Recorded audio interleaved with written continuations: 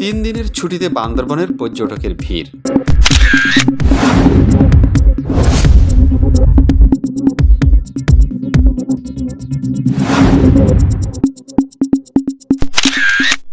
খ্রিস্টান সম্প্রদায়ের বড়দিনের ছুটি সহ সাপ্তাহিক ছুটিতে পাহাড় প্রিয়দের ভিড়ে মুখর হয়ে উঠেছে পর্যটন নগরী বান্দরবান।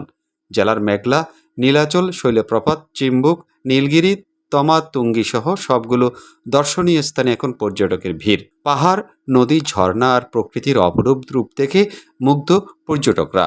পর্যটকদের আগমনে জেলার বেশিরভাগ হোটেল, মোটেল আর রিসোর্টগুলো ইতিমধ্যে শতভাগ বুকিং হয়ে গেছে।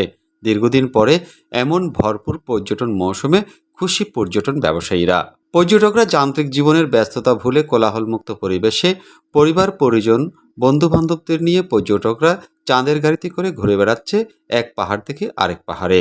জেলার মেঘলা, নীলাচল, প্রান্তিক লেক, শৈলপ্রপাত, চিম্বুক, নীলগিরি, নীল দিগন্ত সহ বিভিন্ন দর্শনীয় স্থান এখন ভ্রমণ পিপাসুদের পদচারণায় মুখর হয়ে উঠেছে। বন্ধের ছুটিতে বান্দরবনে ভ্রমণ করতে পেরে খুশি পর্যটকরা।